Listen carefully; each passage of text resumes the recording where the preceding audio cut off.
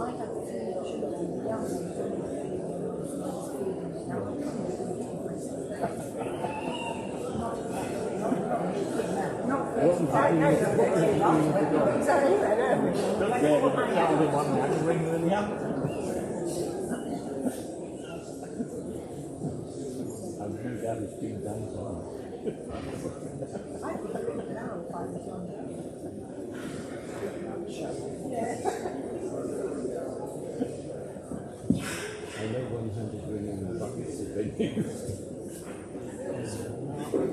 ran one-handed for quite a number of months when I got to school.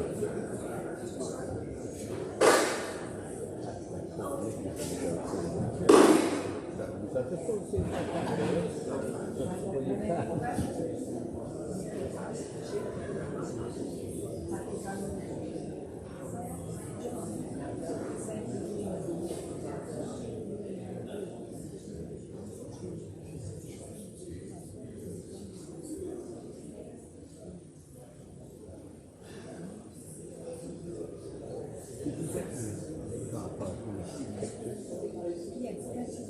I hope it didn't wake you up.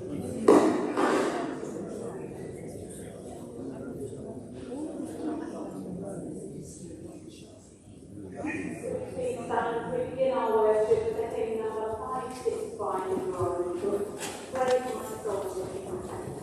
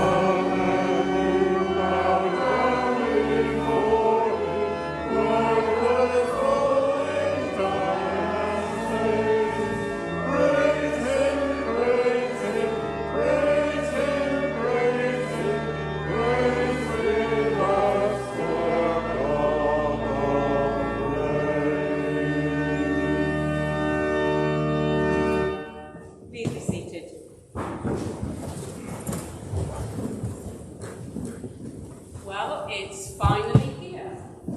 The bells have been recast and rehung, and all is in place up there. Welcome to you all for the rededication of St Mary's Bells. My name is Teresa Michaud, and I'm team leader here in Cardiff.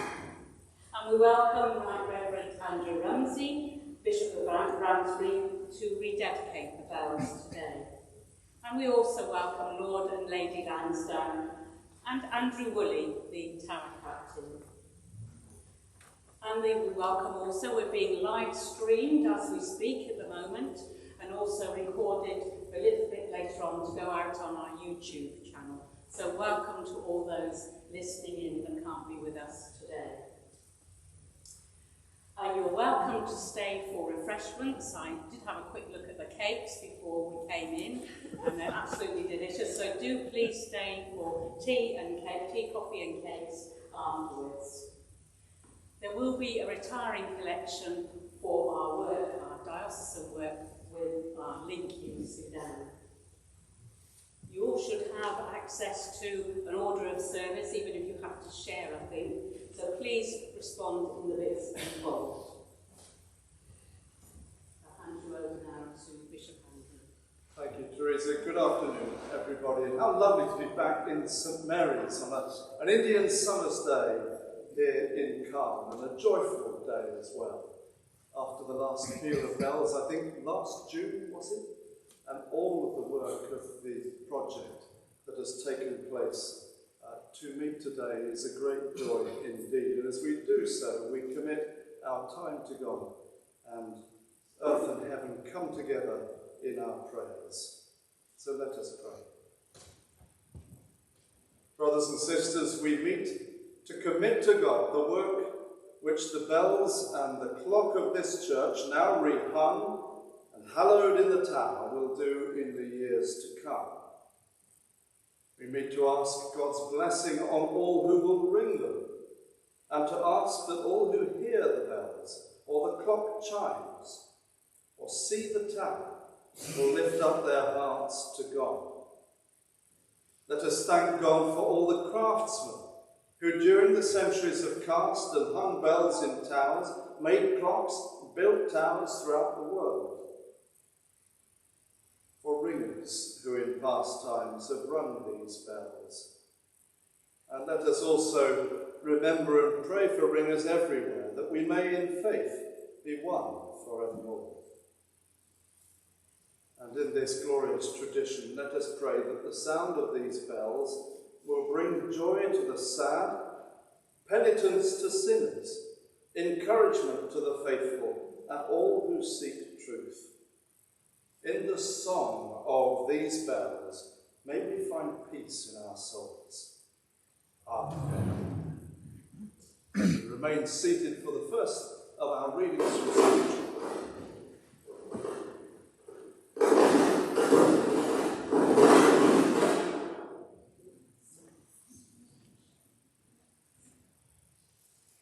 The reading is Psalm 100. Make a joyful noise to the Lord, all the earth. Worship the Lord with gladness. Come into his presence with singing. Know that the Lord is God. It is he that made us, and we are his. We are his people and the sheep of his pasture.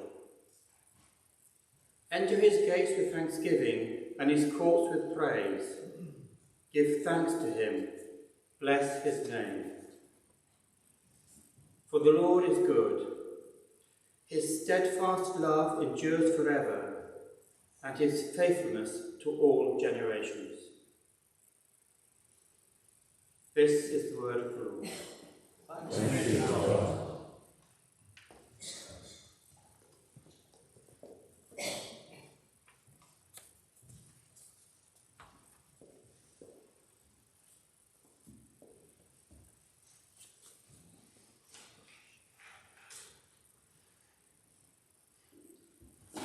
So our second reading is from the book of Romans, St Paul's letter to Romans, chapter 13. Owe no one anything except to love one another, for the one who loves another has fulfilled the law.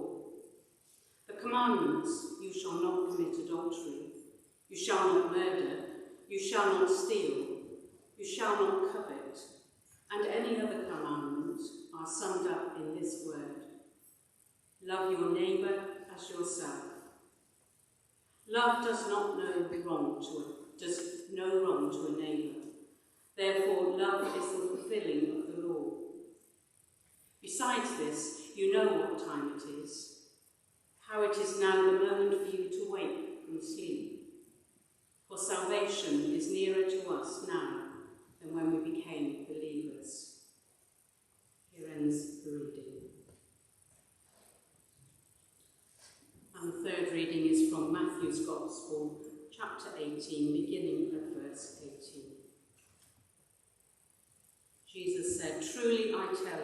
whatever you bind on earth will be bound in heaven, and whatever you loose on earth will be loosed in heaven. Again, truly I tell you, if two of you agree on earth about anything you ask, it will be done for you by my Father in heaven. For where 2 or 3 are gathered in my name, I am there among you. Here ends the third reading.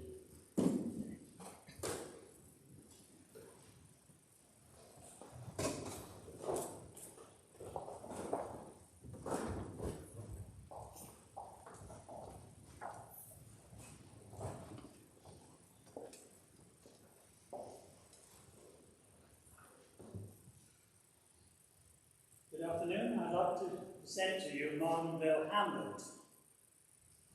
Handbells are descendants of church tower bells.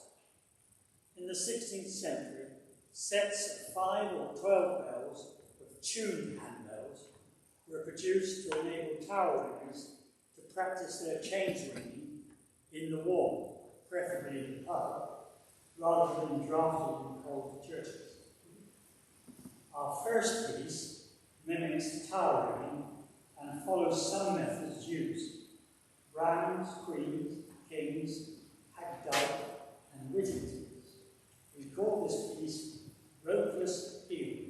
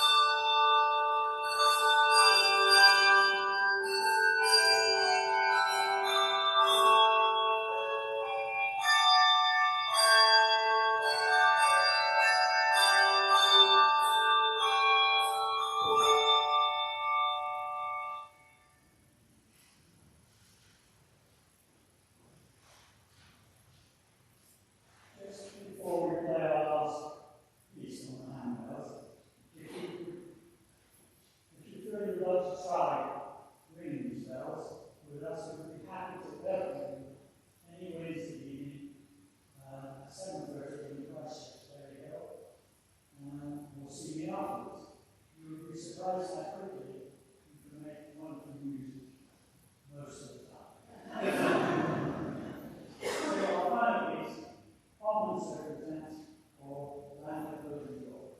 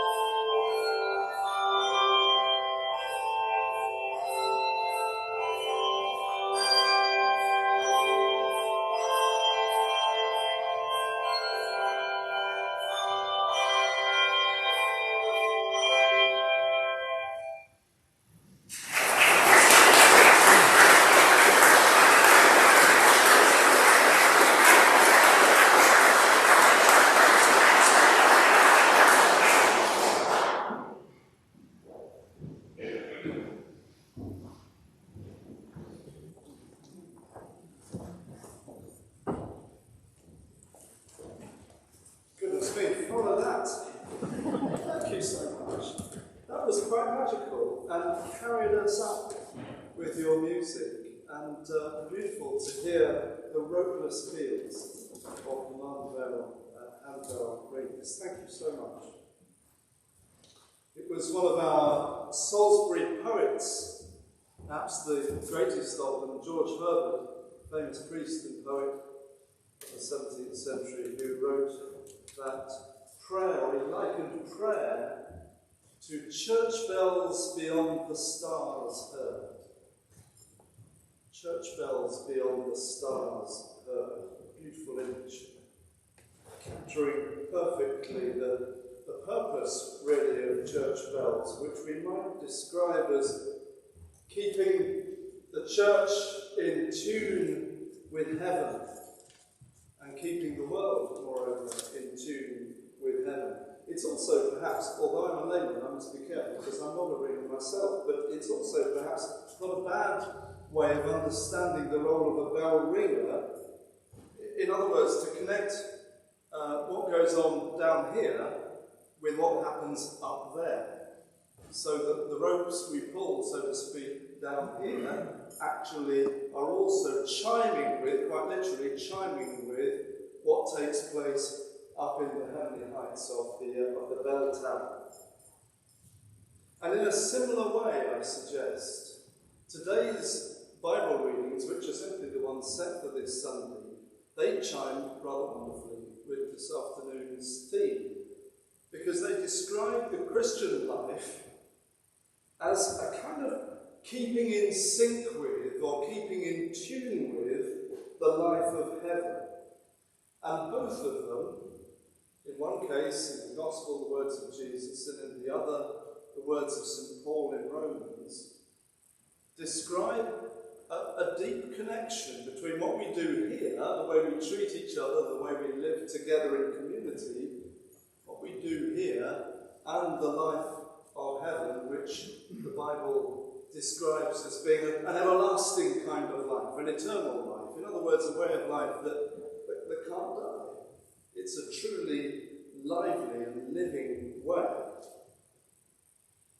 How we're reconciled in our broken relationships, how we make up with those we've got problems with, struggle to live together with, how we are charitable with our neighbours, how we, in other words, live as families and neighbours and communities. These readings describe as being of the utmost significance, not just for how we get along together now, but in terms of the future of life at all.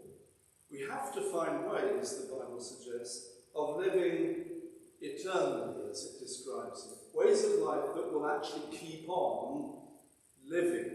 Goodness me, how we need ways of life like that. We call such ways of life very often now sustainable. Ways of life that aren't dead. Ways of life that actually will keep running. So that there is a way of getting over all of the things that break us apart from each other, so that we can live in tune with ourselves to begin with. Be reconciled with the life of our own soul, with our neighbour, with God, with the planet we are in relationship with and we're part of, as part of nature.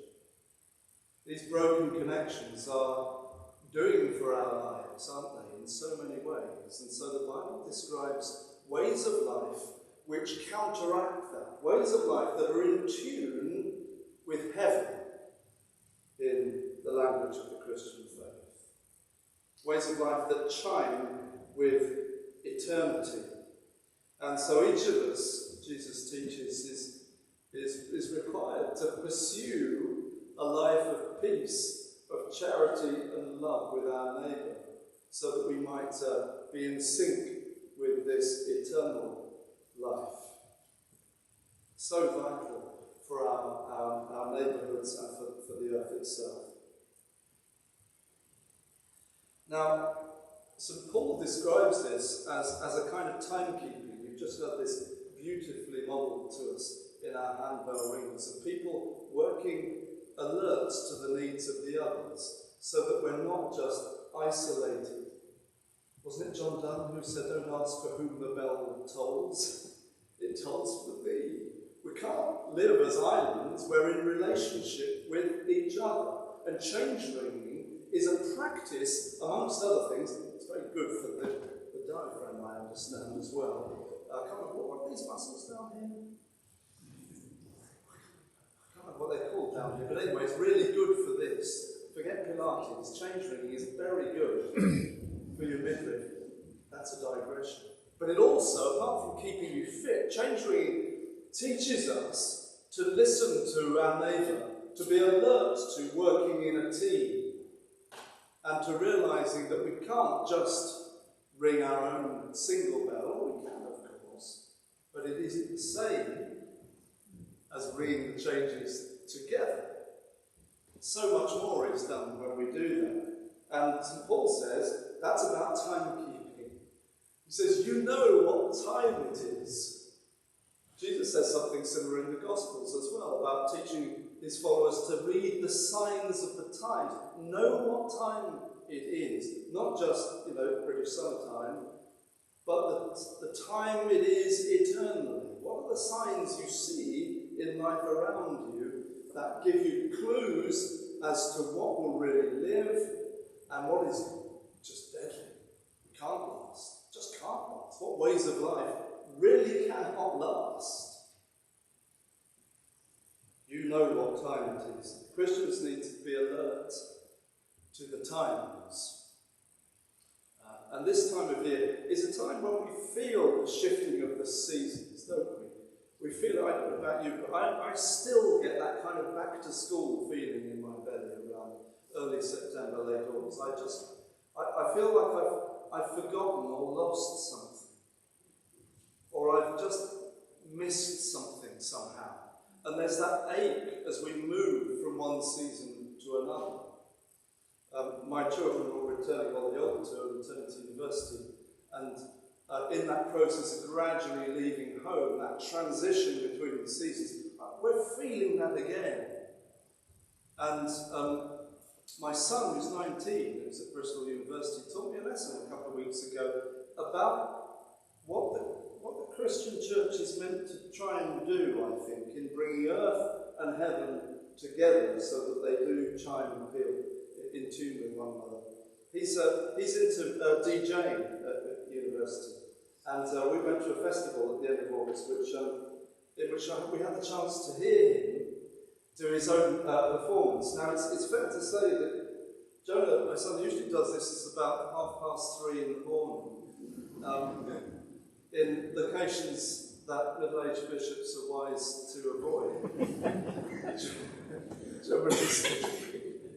And he often texts us. I get texts from about 4 in the morning with pictures of what he's doing. It's just sort of blurry. Anyway, we got the chance to see him at a more godly hour, and it was fascinating to learn.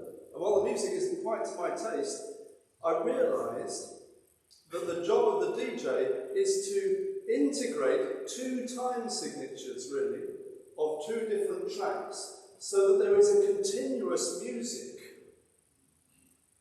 And that the dancing, the movement, and the happiness, the joy of the occasion isn't marred by a breakdown in the time signature. So what he has to do with his knobs and the digital equipment he's got is to integrate the one record, which might be playing at 120 beats per minute, and the next record that might be playing at a different time signature, and to gradually slow one down or the other until they meet in the middle, and there's a kind of overlapping period, a kind of transition of about up to kind of 30 seconds, where both songs are playing together, and you kind of hear both beats operating next to each other, and you realise you're on the bridge between an old time signature and a new one.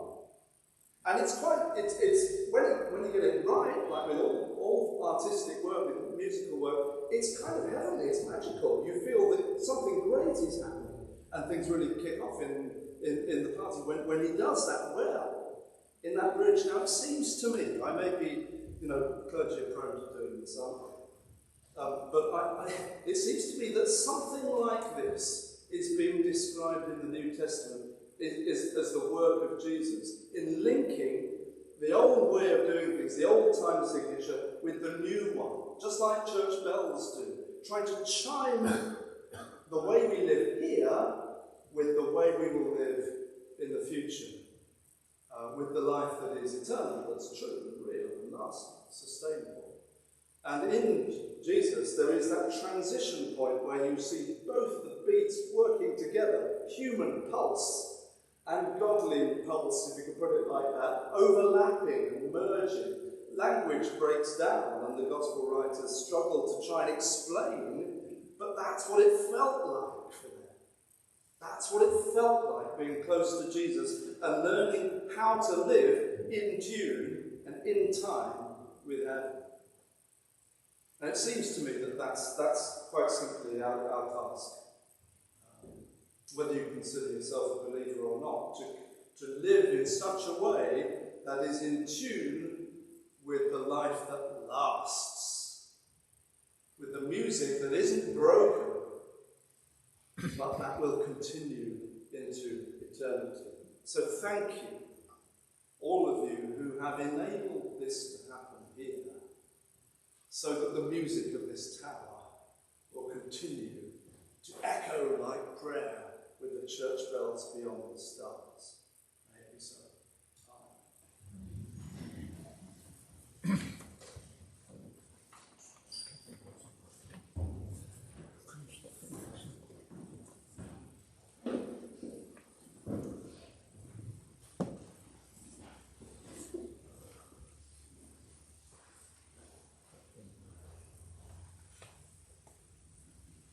We're going to stand to sing a special bell ringers song, Ring the Bells and Tell the Story.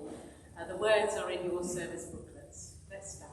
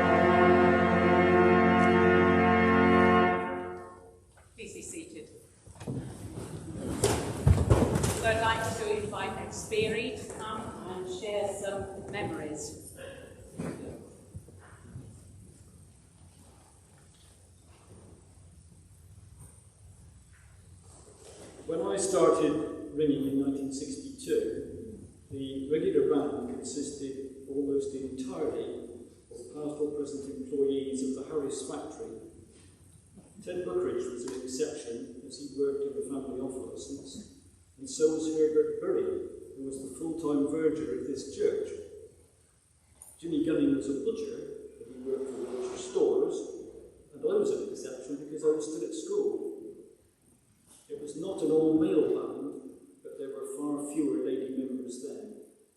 Two of the regular lady ringers were Bessie Hacker, who rang at Kelm for over 60 years, and my aunt, Ruth Maundry. In short, the ringers reflected the town at that time, mainly locally born working people. Most of the band had been ringing together for nearly 20 years, and several were ringing before the Second World War. Herbert Bury and Eddie Dixon, both of whom also rang at Kelm for over 60 years, had been in the original band of ringers, re-inaugurated by Archdeacon Coulter in 1927 to take the place of the previous paid ringers, who were not, I think, held in great repute. Over a short period of time, the three conductors in the band, Herbert Bury, Reg Barry, and Jim Hacker, all had to give up ringing due to ill health. Losing those three was a major blow, but life goes on, and in 1964, Shirley Reimer, an experienced ringer, came to teach at the Benton Grammar School. She's soon to go over teaching ringers as well.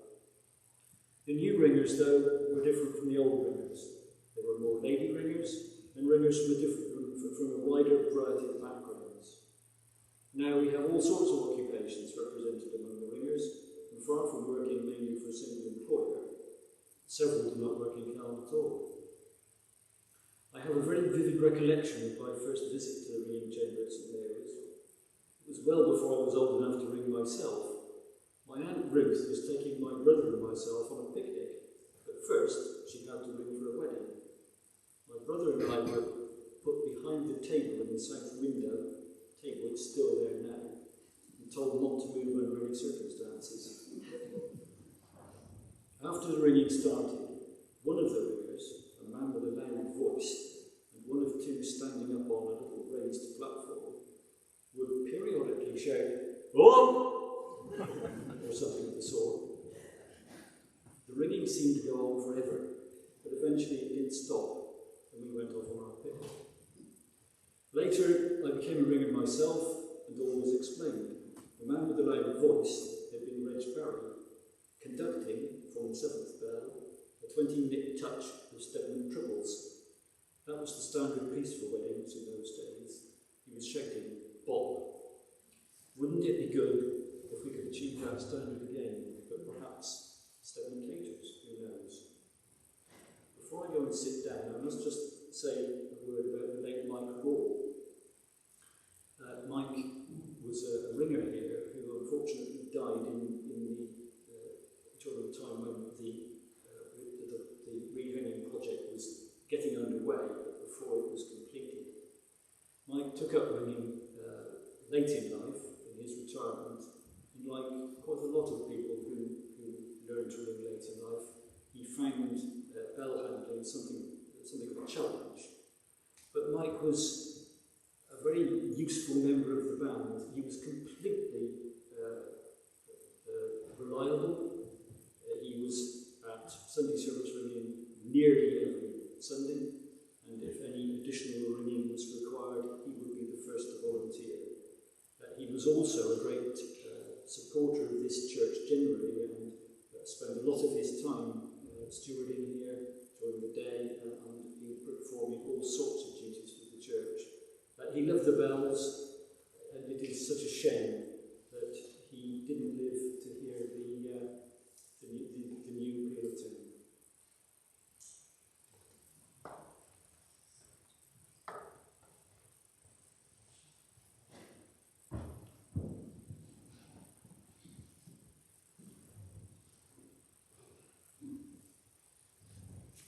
Bishop, we ask you to dedicate to the glory of God the restored bells and clock in the tower of us.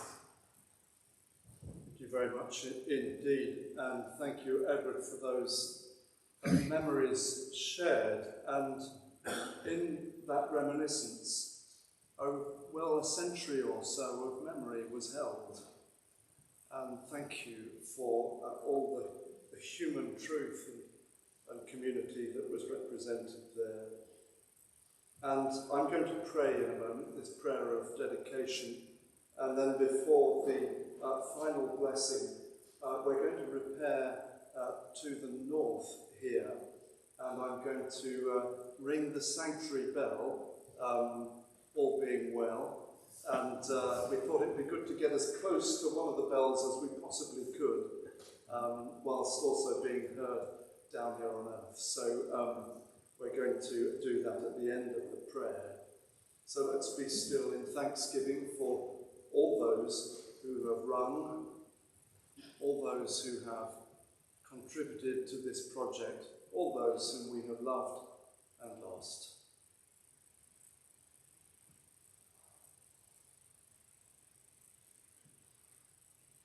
Almighty God, we offer to you all the work that has been undertaken to restore these bells and the clock and the building work carried out to the tower.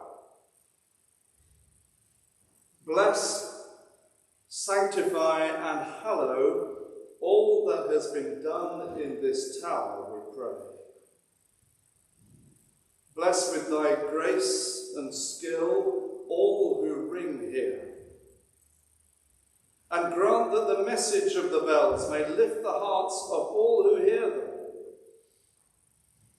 Grant that whosoever shall be called to this house of prayer by the sound of these bells may enter into thy gates with thanksgiving and into thy courts with praise. Through Jesus Christ our Lord. Amen. Amen.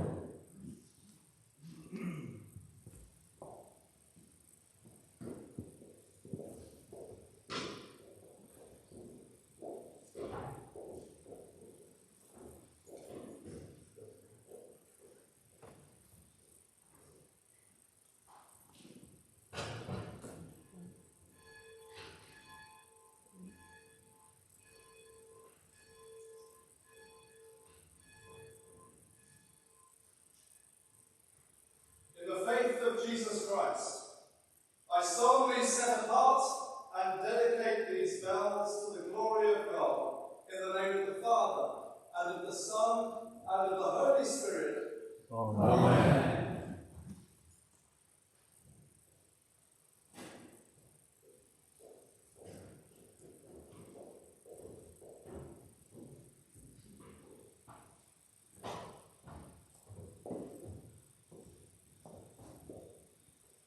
I think it would be appropriate to have a round of applause.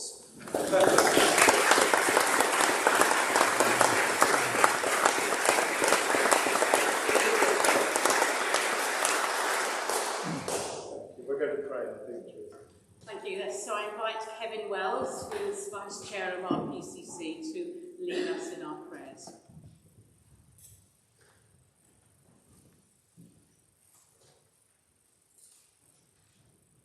So let us pray.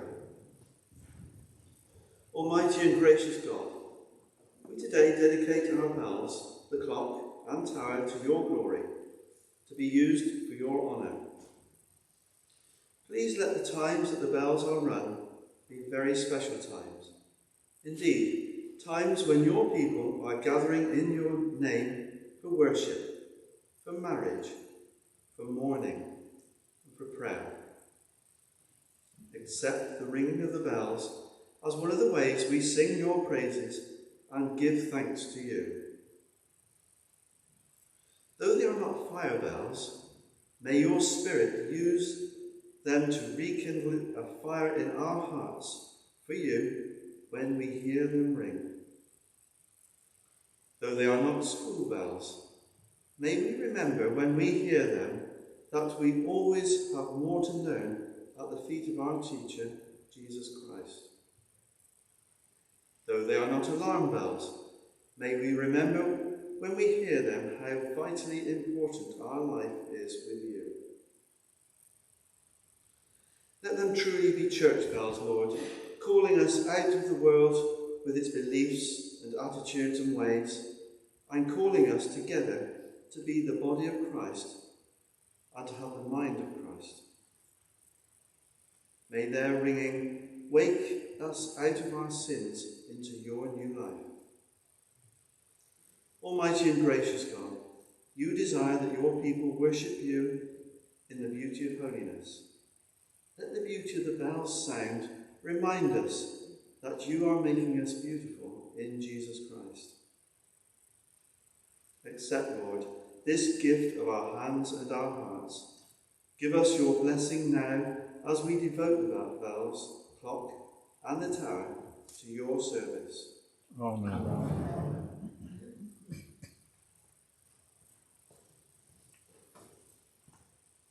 Thank you. So, all bell ringers join together for the Salisbury Bells and Guild of Ringers Collect.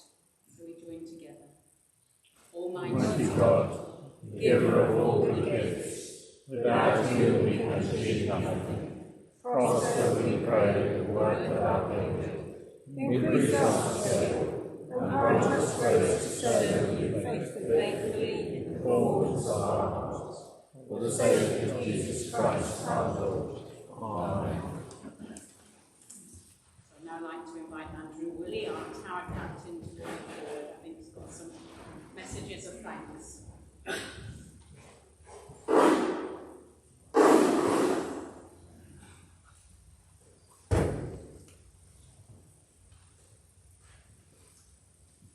Good afternoon.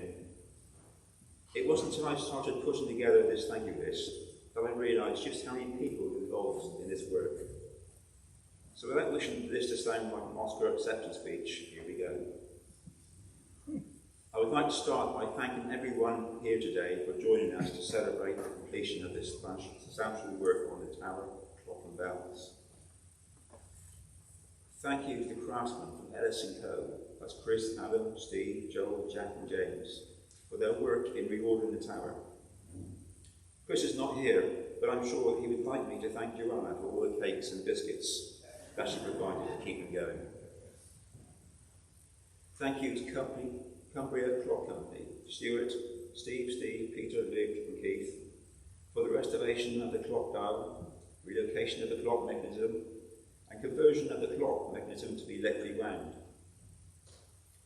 Thank you to Whites of Appleton, Graham, Mark, Brian, Diana, James, John and Jack, for the tuning and rehanging the bells in a new cast iron frame.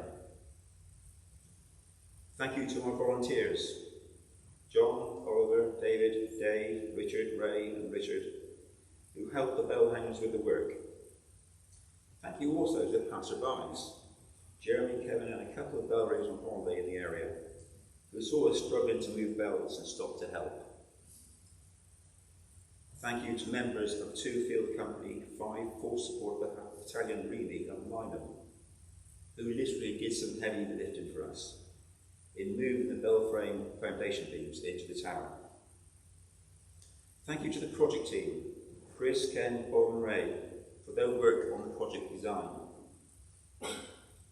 Thank you to the project architect, Ray Winrow, for producing the designs, plans and specifications and overseeing the project. Thank you to the PCC, church wardens and clergy for supporting the project and for providing the required permissions. Thank you to our PCC treasurer, Graham, for all your hard work in processing donations, paying invoices, reclaiming VAT and gift aid. Thank you again to Joanna for producing the flower decorations for the bells when they're displayed in the church. Thank you to St Mary's Congregation, Choir and Organist David for their forbearance of the disruption in the church while the work was in progress. Thank you to Rob, Vicar's Aerial Imaging, for capturing the removal and reinstatement of the clock dial and producing 2 excellent videos. Thank you to Tim for producing posters for fundraising and for this rededication service and for promoting the project progress on local social media. And finally, thank you to everyone who made donations large and small to this project. Without your generosity, this project would not have happened. Thank you. Thank you. And our thanks would not be complete without our sincere thanks to you for your leadership, for your care, and for your dedicated commitment to this project. Thank you very much indeed.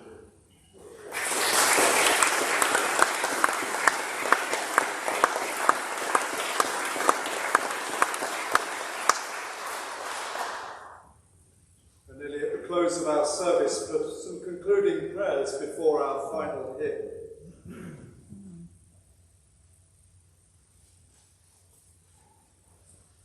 Lord God, we give thanks for all those who have contributed to this project in so many ways, and we give thanks for their God-given skills and energy to bring the project to completion. We pray that these bells and clock and the sight of the tower might call people to prayer and to praise your name.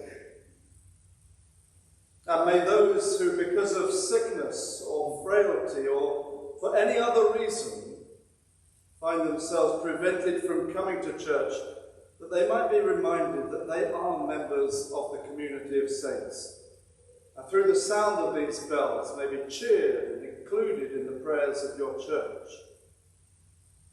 We pray for ringers past and present, and for those who will learn the art of bell ringing in the future, that the voice of your church shall sound out across our town for many years to come. And at the shifting of the seasons in the year and in the life of our church, with our new incoming rector, Casper, we pray for your blessing upon him and his family, for all those who serve here, that this next chapter of church life would be blessed, that it would be life-giving to the people of this benefice in many ways. For we pray in Jesus' name. Amen. And so we stand to sing, and number 382 in your hymn books, let all the world in every corner sing.